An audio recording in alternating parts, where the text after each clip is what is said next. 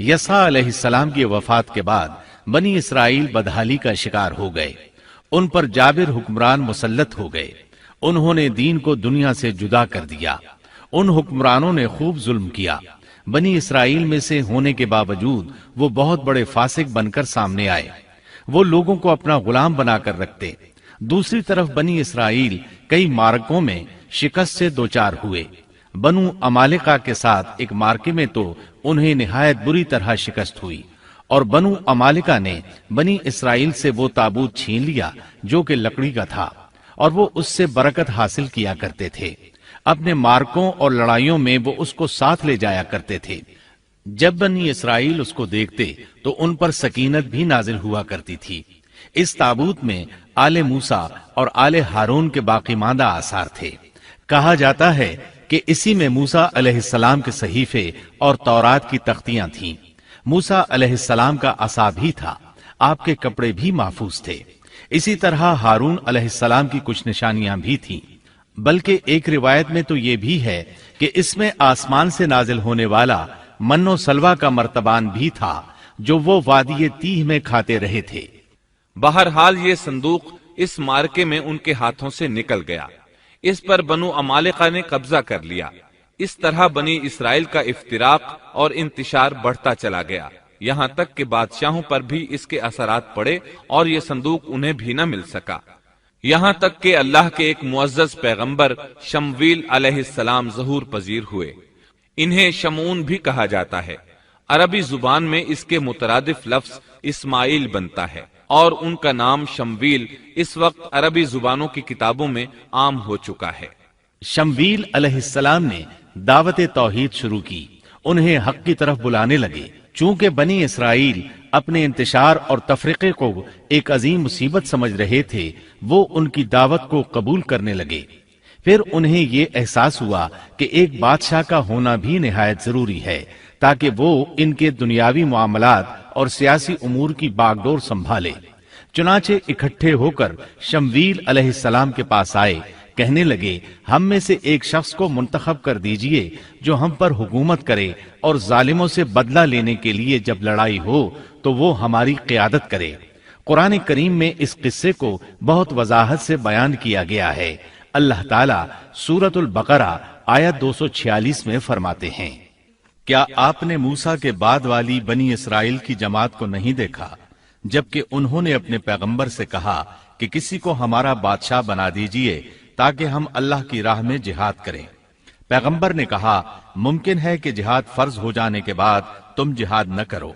उन्होंने कहा, भला हम अल्लाह की राह में जिहाद क्यों न करेंगे? हम तो अपने घरों से निकाले गए हैं और बच्चों से दूर कर दिए गए हैं। फिर जब उन पर जिहाद फर्ज हुआ तो सिवाय थोड़े से लोगों के सब फिर गए, और अल्लाह जालिमों को खूब जानता है। अल्लाह ताला फरमा रहे हैं कि ये वाकया मूसा अलैहिस्सलाम के बाद पेश आया, और उलमा इस पर मुत्तफिक हैं कि ये शमवील अलैहिस्सलाम का वाकया है। बनी इसराइल कहने लगे, ए शमवील, हमारे लिए एक हाकिम मुकर्रर कर दीजिए ताकि हम उसकी सरबराही में अलम जिहाद बुलंद करें और बनु अमालिका को शिकस्त देकर उनसे इंतकाम लें। शमवील अलैहिस्सलाम और यूशा अलैहिस्सलाम के दरमियान 460 साल का फासिला है। बनी इसराइल को जिहाद किए एक तवील अरसा गुजर चुका था जबकि वो फतह याब हुए थे। इस वक्त तो वो बुरी तरह शिकस्त खुर्दा थे। शमवील अलैहिस्सलाम कहने लगे, मुझे तो महसूस होता है कि तुम सिर्फ जुबान की हद तक ये कह रहे हो, जिहाद फर्ज होने पर तुम पीछे हट जाओगे। उन्होंने कहा, यह कैसे मुमकिन है जबकि बनु अमालिका ने हमें बहुत तकालीफ पहुंचाई हैं, हमें अल-कुद्स से निकाल दिया। बुख्ते नुसर बादशाह ने हमारी बहुत बड़ी तादाद को कत्ल किया है, लिहाजा हम तो उनसे जरूर लड़ेंगे। फिर अल्लाह ताला ने शमवील अलैहिस्सलाम पर वही नाजिल की कि जिहाद फर्ज हो चुका है। जब बनी इसराइल ने यह खबर सुनी तो सिवाय चंद एक के सब ने जिहाद से मुंह मोड़ लिया, और ये वही लोग थे जो कुछ देर पहले पुख्ता अहदो पैमान कर रहे थे कि हम जिहाद करेंगे। शमवील अलैहिस्सलाम के साथ रहने वालों की तादाद 8000 थी, जबकि पीछे हटने वाले लाखों की तादाद में थे। इसलिए कि जब बनी इसराइल मिस्र से आए थे तो उनकी तादाद 6 लाख थी, और इस वक्त तक तादाद बहुत बढ़ चुकी थी। اب جو لوگ جہاد کے لیے تیار ہوئے انہوں نے پوچھا کہ ہماری قیادت کون کرے گا۔ شمویل علیہ السلام نے انہی میں سے ایک شخص طالوت کو منتخب کیا۔ طالوت بن قیش یعقوب علیہ السلام کے بیٹے بنیامین کی نسل سے تھا۔ طالوت سے پہلے بنی اسرائیل کے جتنے بادشاہ تھے تمام کے تمام یہودا بن یعقوب کی نسل سے تھے۔ بنی اسرائیل کو بہت تعجب ہوا، انہیں امید تھی کہ ان کا بادشاہ یہودا کی نسل سے ہوگا، لیکن ہو گیا بنیامین کی نسل سے۔ چنانچہ انہوں نے اسے تسلیم کرنے سے انکار کر دیا اور آگے سے باطل تعویلات کرنے لگے۔ اللہ تعالیٰ سورۃ البقرہ آیت 247 میں فرماتے ہیں، اور ان سے ان کے نبی نے فرمایا کہ اللہ تعالیٰ نے طالوت کو تمہارا بادشاہ بنا دیا ہے، تو وہ کہنے لگے کہ بھلا اس کی ہم پر حکومت کیسے ہو سکتی ہے؟ اس سے تو کہیں زیادہ بادشاہت کے حقدار ہم ہیں، اس کو تو مال میں فراخی بھی نہیں عطا کی گئی ہے۔ نبی نے فرمایا، سنو، اللہ تعالیٰ نے اسی کو تم پر برگزیدہ کیا ہے، اسے علمی اور جسمانی برتری بھی عطا فرمائی ہے۔ بات یہ ہے کہ اللہ جسے چاہے اپنا ملک دے، اللہ تعالیٰ کشادگی والا، علم والا ہے۔ طالوت ایک غریب آدمی تھا، مالی حیثیت بھی اچھی نہیں تھی، چمڑوں کو رنگ کر پیٹ پالتا تھا، لیکن اس وقت علم و حکمت میں اس کا کوئی ثانی نہیں تھا، اور جسمانی ڈیل ڈول بھی اس قدر تھا کہ جو ایک بار دیکھتا ہی رہ جاتا۔ اللہ نے اسے بہت اچھا جسم اور اعضاء عطا فرمائے تھے، رنگ بھی سفید تھا، لیکن چونکہ وہ یہودا کی نسل سے نہیں تھا، اس لیے وہ کہنے لگے اس کی نسبت تو ہم زیادہ حقدار ہیں کہ بادشاہ بنے۔ ان کی بات کا جواب شمویل علیہ السلام نے یہ دیا کہ یہ انتخاب میرا نہیں، اللہ تعالیٰ کا ہے، اور بادشاہت کے لیے عقل اور جسمانی طاقت کی ضرورت ہوتی ہے۔ بادشاہت یوں بھی اللہ کے اختیار میں ہے، جسے چاہے عطا کر دے۔ یہ سن کر ان میں سے اکثر نے لڑنے سے انکار کر دیا، اللہ کے نبی کی اطاعت بھی چھوڑ گئے۔ اس نازک موقع پر شمویل علیہ السلام نے ان سے کہا، اگر میں تمہارے پاس کوئی ایسا نشان اور معجزہ لے آؤں جو ثابت کر دے کہ یہ اللہ کا انتخاب ہے، تو کیا تم میری باتوں پر یقین کر لو گے؟ وہ کہنے لگے، جی ہاں۔ چنانچہ اللہ نے انہیں ایک معجزہ عطا فرمایا۔ اس کا ذکر سورۃ البقرہ آیت 248 میں آیا ہے۔ ان کے نبی نے ان سے پھر کہا کہ اس کی بادشاہت کی ظاہری نشانی یہ ہے کہ تمہارے پاس وہ صندوق آ جائے گا جس میں تمہارے رب کی طرف سے دل جمعی ہے، اور آل موسیٰ اور آل ہارون کا بقیہ ترکہ ہے۔ فرشتے اسے اٹھا کر لائیں گے، یقیناً یہ تو تمہارے لیے کھلی دلیل ہے اگر تم ایماندار ہو۔ اس آیت میں اللہ تعالیٰ نے شمویل علیہ السلام کی نبوت اور طالوت کی بادشاہی ثابت کرنے کے لیے نازل ہونے والے معجزے اور علامات کا ذکر کیا ہے، یعنی وہ تابوت جسے بنو عمالقہ نے چھین لیا تھا وہ واپس آ جائے گا اور فرشتے اسے اٹھا کر لائیں گے۔ چنانچہ لوگوں کے دیکھتے ہی دیکھتے اللہ کے فرشتوں نے اس تابوت کو لا کر طالوت کے سامنے پیش کر دیا۔ یہ معجزہ دیکھ کر وہ مطیع ہو گئے۔ اب طالوت ان لشکروں کو لے کر دشمن کی طرف بڑھے۔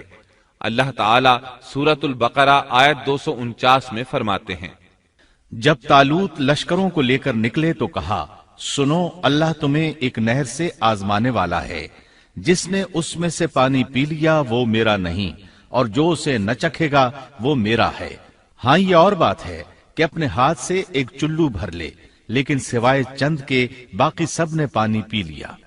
جب طالوت نے سفر شروع کیا تو راستے میں ایک نہر آ گئی، ادھر لشکر پیاسا تھا۔ اللہ تعالیٰ نے اس کے ذریعے مخلص لوگوں کو الگ کرنے کے لیے ایک امتحان لیا۔ یہ نہر اردن تھی، فلسطین اور اردن کے درمیان رواں دواں تھی بھی وہ دونوں کے قبضے میں۔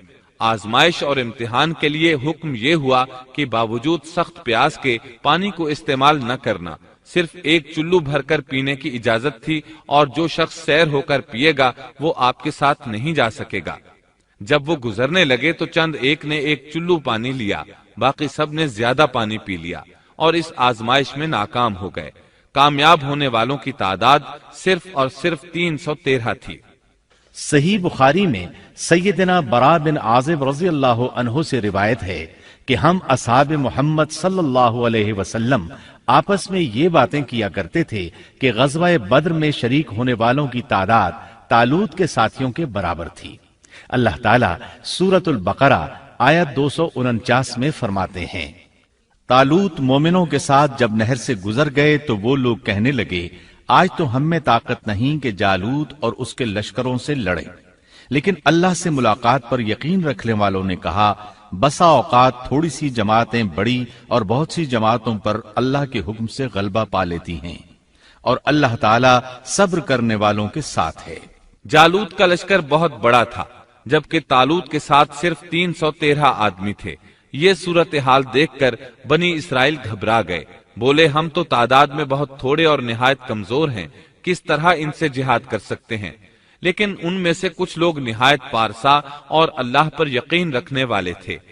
یہ اور شمویل علیہ السلام دوسروں کا حوصلہ بڑھانے لگے، آخر وہ لڑائی پر تیار ہو گئے، مقابلہ ہوا۔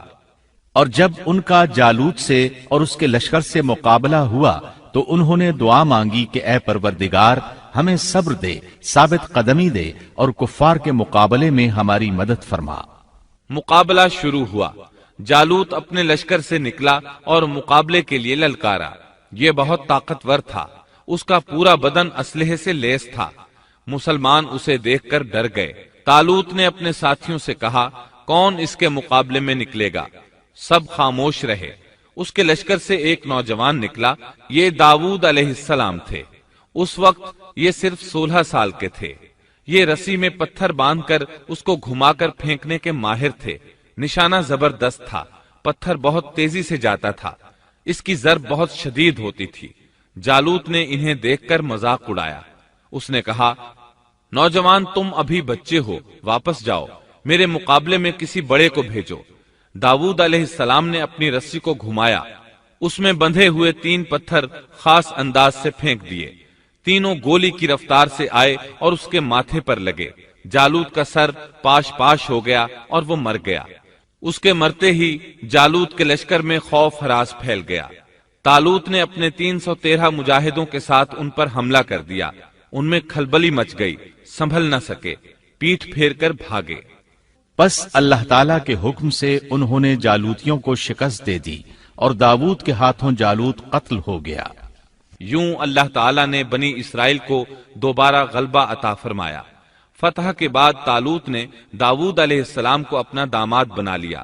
اس طرح داؤد علیہ السلام طالوت کے بعد بادشاہ بنے۔ اللہ تعالیٰ سورۃ البقرہ آیت 251 میں فرماتے ہیں، اور اللہ تعالیٰ نے اسے بادشاہت اور حکمت عطا فرمائی اور جتنا کچھ چاہا علم بھی عطا فرمایا۔ اس طرح اللہ تعالیٰ نے داؤد علیہ السلام کو بنی اسرائیل کا بادشاہ بنا دیا۔ بادشاہت اور نبوت ان کے پاس جمع ہو گئی۔